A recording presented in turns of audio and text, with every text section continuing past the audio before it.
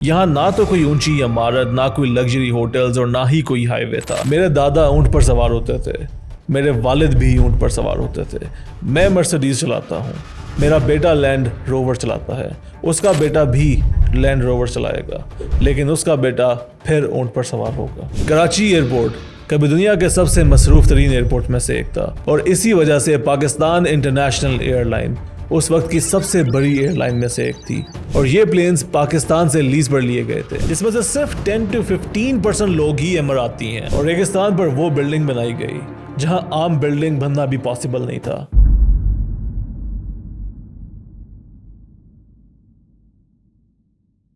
Dubai, जिसको दुनिया का बेहतरीन शहर माना जाता है, अगर आप आज से 50 साल पहले देखें तो ये सिर्फ एक रेगिस्तान था। यहाँ ना तो कोई ऊंची इमारत, ना कोई लग्जरी होटल्स और ना ही कोई हाईवे था। यह सिर्फ एक छोटा सा फिशिंग विलेज कहलाता था जहाँ चंद लाख लोगों की आबादी थी। लेकिन अगर आप आज देखें तो दुबई दुनिया का बेहतरीन बिजनेस हब, टूरिज्म का बादशाह और नए आइडियाज का लीडर माना जाता है। जहां दुनिया की सबसे ऊंची इमारत बुर्ज खलीफा, दुनिया का मसरूफ तरीन एयरपोर्ट दुबई इंटरनेशनल एयरपोर्ट और दुनिया के अमीर तरीन लोग रहते हैं। लेकिन सवाल यह है कि सिर्फ आधी ही सदी में दुबई ने ऐसा क्या कर दिया कि एक रेगिस्तान फ्यूचरिस्टिक मेट्रोपोलिस यानी कि एक मॉडर्न और आगे बढ़ता हुआ शहर बन गया। वो कौन सी ऐसी लीडरशिप, इंपॉर्टेंट डिसीजंस और इकोनॉमी की स्ट्रेटजी थी जिसने इस रेगिस्तान को दुनिया के डेवलप्ड सिटीज में से एक बना दिया? वैसे तो दुबई को लेके बहुत सी मिसकंसेप्शंस आती हैं कि शायद इस जगह पे ऑयल की डिस्कवरी ने ही इसको ग्रो किया, लेकिन देखें ऐसा कुछ भी नहीं है। आज भी दुबई की इकोनॉमी का सिर्फ 1% पार्ट ही ऑयल पे बेस्ड है। इन सब चीज़ों पर जाने से पहले थोड़ी सी दुबई की हिस्ट्री को जान लेते हैं। देखें, कोई भी बिजनेस, सिटी या कंट्री हो, उसको ग्रो करने के पीछे किसी न किसी इंसान का विजन, आइडियोलॉजी और उसकी इम्प्लीमेंटेशन होती है। वैसे तो दुबई में बहुत से रूलर्स आए, लेकिन इनमें से 2 रूलर्स ऐसे थे जिन्होंने दुबई की किस्मत को बदल के रख दिया। इनमें से एक शेख राशिद बिन सैयद अल मखदूम और उनके बेटे जो आज के एग्जिस्टिंग रूलर हैं शेख मोहम्मद बिन राशिद।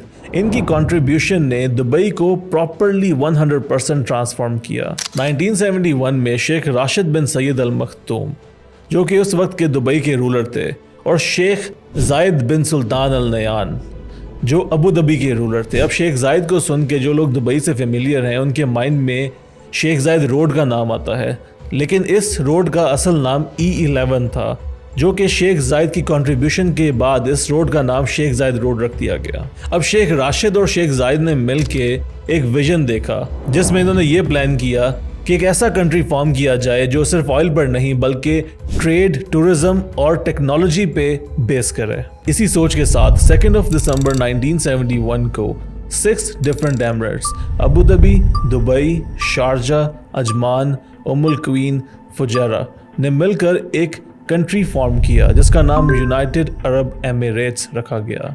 इसीलिए 2 दिसंबर को हर साल यूएई में नेशनल डे मनाया जाता है। यूएई की फॉर्मेशन के वक्त तो इसमें 6 एमिरेट्स थे, लेकिन कुछ देर बाद एक और एमिरेट रस अल खैमा भी शामिल हो गया। आज यूएई इन टोटल 7 एमिरेट्स पे बेस करता है। अब कंट्री फॉर्म तो हो गया, लेकिन सोचने की बात यह है कि इतने कम टाइम में ये डेवलप कैसे हुआ। वैसे देखा जाए तो दुबई की डेवलपमेंट यूएई का पार्ट बनने से पहले ही हो चुकी थी जब ट्रेड फ्रेंडली पॉलिसीज को लाया गया था, लेकिन उस वक्त ऑब्वियसली स्केल छोटा था, रिसोर्सेज कम थे। 1966 में दुबई में ऑयल डिस्कवर हुआ जो कि एक इकोनॉमिक बूस्ट था, लेकिन शेख राशिद ने दुबई को दुनिया की बेहतरीन जगह बनाने का विजन देखा और सिर्फ ऑयल इकोनॉमी पर डिपेंड होने की बजाय इंफ्रास्ट्रक्चर डेवलपमेंट पर ज्यादा फोकस किया। जब दूसरे मुल्क ऑयल के पैसे से अपने महलात बना रहे थे, उस वक्त दुबई ने समझदारी दिखाई और अपना पैसा फ्लैशी लाइफस्टाइल की बजाय बिजनेस, टेक्नोलॉजी और इंफ्रास्ट्रक्चर पे इन्वेस्ट किया। आपको एक फेमस शेख राशिद का कोट बताता हूं जो लोगों को आज भी याद है। मेरे दादा ऊंट पर सवार होते थे, मेरे वालिद भी ऊंट पर सवार होते थे। मैं मर्सिडीज चलाता हूँ, मेरा बेटा लैंड रोवर चलाता है, उसका बेटा भी लैंड रोवर चलाएगा, लेकिन उसका बेटा फिर ऊंट पर सवार होगा। शेख राशिद ने यह बात वार्निंग के तौर पर कही। उनके कहने का असल मकसद ये था कि अगर लोग कंफर्ट जोन में रहते हुए मेहनत और ट्रू वैल्यूज को भूल गए तो फ्यूचर जनरेशन फिर से पीछे चले जाएगी। शेख राशिद ने अपने विजन के साथ कुछ मेजर डेवलपमेंट्स की, जिनमें 1972 में पोर्ट राशिद मैरीटाइम ट्रेड का सेंटर, 1979 में जबल अली पोर्ट दुनिया की सबसे बड़ी आर्टिफिशियल पोर्ट, 1979 में Dubai world trade centre international business का हब शामिल है। दुबई को सिर्फ ऑयल पर डिपेंड करने से बचाने के लिए टूरिज्म, एविएशन और रियल एस्टेट इंडस्ट्री पर काम किया गया। कराची एयरपोर्ट कभी दुनिया के सबसे मसरूफ तरीन एयरपोर्ट में से एक था और इसी वजह से पाकिस्तान इंटरनेशनल एयरलाइन उस वक्त की सबसे बड़ी एयरलाइन में से एक थी। 1960s और 70s में लोग यूरोप और एशिया के बीच ट्रैवल करने के लिए अक्सर कराची से गुजरते थे, लेकिन दुबई ने एयर ट्रैफिक अपनी तरफ डाइवर्ट करने का प्लान बनाया। शेख राशिद ने विजन देखा कि अगर दुबई को ग्लोबल हब बनाना है तो एविएशन इंडस्ट्री पर फोकस करना होगा।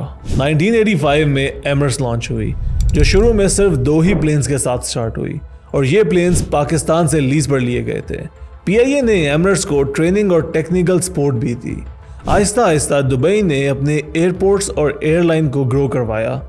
टैक्स फ्री पॉलिसीज और मॉडर्न इंफ्रास्ट्रक्चर की वजह से ज़्यादा एयरलाइंस दुबई को प्रेफर करने लगे। अगर आप लोग आज के टाइम पे देखो तो दुबई एयरपोर्ट दुनिया के मसरूफ तरीन एयरपोर्ट में से एक है, जहां हर साल करोड़ों लोग ट्रैवल करते हैं। आज एमरेट्स एयरलाइन दुनिया की टॉप एयरलाइंस में से एक है। ये सब शेख राशिद की सोचने की सलाहियत और दुबई की स्मार्ट पॉलिसीज की वजह से पॉसिबल हुआ। जबल अली फ्री जोन 1985 में इस्टेब्लिश हुई, लेकिन 1990s में इसका रैपिड एक्सपेंशन हुआ। इस ड्यूरेशन दुबई ने जबल अली फ्री जोन को और भी इन्वेस्टर फ्रेंडली बनाया, जहां फॉरेन इन्वेस्टर को 100% ऑनरशिप मिलने लगी और टैक्स फ्री इंसेंटिव्स दिए गए। 1990s में ही ये एक मेजर बिजनेस का हब बन गया, जहां कई मल्टीनेशनल कंपनीज ने अपने रीजनल हेडक्वार्टर्स एस्टैब्लिश किए। इसका स्ट्रैटेजिक लोकेशन जबल अली पोर्ट के बिल्कुल साथ होने की वजह से दुबई ग्लोबल ट्रेड और लॉजिस्टिक्स का सेंटर बन गया। जब लोगों ने जबल अली पोर्ट और फ्री जोन का यूज करना शुरू किया तो दुबई की हुकूमत ने एक बहुत ही स्मार्ट स्ट्रैटेजी प्ले की। उन्होंने फॉरेन इन्वेस्टर्स को अट्रैक्ट करने के लिए टैक्सेस बढ़ाने की बजाय टैक्सेस खत्म कर दिए। उनका मकसद था कि लोग बिना किसी फाइनेंशियल प्रेशर के अपने बिजनेसेस को दुबई में शुरू करें। इस वजह से इनकम टैक्स, कॉर्पोरेट टैक्स और इंपोर्ट ड्यूटी से एग्जेम्पशंस दी गई ताकि दुबई एक इंटरनेशनल बिजनेस हब बन सके। आज Jebel Ali free zone Middle East का सबसे बड़ा फ्री जोन है, जहां 9000 प्लस कंपनीज ऑपरेट करती हैं, जो कि दुबई की इकोनॉमिक सक्सेस की एक बहुत बड़ी रीजन है। इसके अलावा ये 2000s में दुबई ने अपनी ग्रोथ को मजीद फास्ट करने के लिए कुछ मेगा प्रोजेक्ट्स लॉन्च किए, जो कि आज दुबई की असल पहचान है। बुर्ज अल अरब, जो दुनिया के सबसे लग्जरी होटल्स में से एक है, दुबई को ग्लोबल टूरिज्म का सेंटर बनाने में मदद की। पाम जुमेरा, एक आर्टिफिशियल आइलैंड जो दुनिया का इंजीनियरिंग मार्वल माना जाता है, इस वक्त डेवलप होना शुरू हुआ।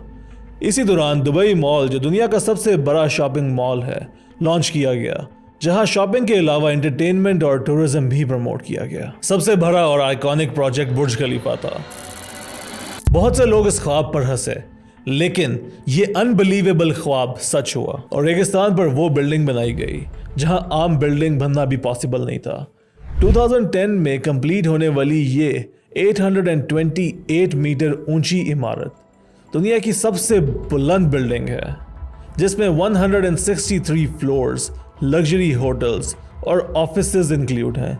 आज ये दुबई की तरक्की का निशान और एक ग्लोबल अट्रैक्शन बन चुका है। इन तमाम मेगा प्रोजेक्ट्स की वजह से Dubai global tourism, real estate और बिजनेस हब बन गया, जहां हर साल लाखों लोग विजिट करते हैं और कई मल्टीनेशनल कंपनीज इन्वेस्ट करती हैं। 2008 का ग्लोबल फाइनेंशियल क्राइसिस दुबई के लिए एक बहुत बड़ा चैलेंज था। रियल एस्टेट मार्केट कोलैप्स हुई, मगर अबू धाबी की मदद और फाइनेंशियल रीस्ट्रक्चरिंग की वजह से दुबई जल्दी रिकवर कर गया। इसके अलावा एक्सपो 2020, जो पेंडेमिक की वजह से 2021 में हुआ, दुबई की इकोनॉमी के लिए एक बड़ा बूस्ट था। दुबई में ऑलमोस्ट 35 लाख लोगों की पॉपुलेशन है, जिसमें से सिर्फ 10 to 15% लोग ही इमाराती हैं। बाकी के आज भी 85 to 90% लोग वहां पे फॉरेन नेशनल्स रहते हैं। दुबई के लोग डेमोक्रेसी नहीं चाहते, इनका सिस्टम मोनार्की पर बेस्ड है, जहां शेख की लीडरशिप चलती है और एमराती इस सिस्टम से खुश हैं क्योंकि उनको गवर्नमेंट की तरफ से स्ट्रॉन्ग फाइनेंशियल और सोशल सपोर्ट मिलती है। वहाँ free health care, education, housing और हाई पेइंग गवर्नमेंट जॉब्स मिलती हैं। इसलिए लोग पॉलिटिकल सिस्टम चेंज करने की ज़रूरत महसूस नहीं करते, क्योंकि वहाँ हर पैदा होने वाला इमाराती बच्चा बॉर्न मिलियनियर कहलाता है। आज का दुबई एक ग्लोबल सिटी बन चुका है, जहाँ हर नेशनैलिटी के लोग रहते हैं और काम करने आते हैं। अगर आप कभी दुबई जाके देखो तो ये बेसिकली एक मिनी वर्ल्ड बन चुका है, जहाँ पे हर तरह का कल्चर, क्यूजीन और ट्रेडिशन देखने को मिलता है।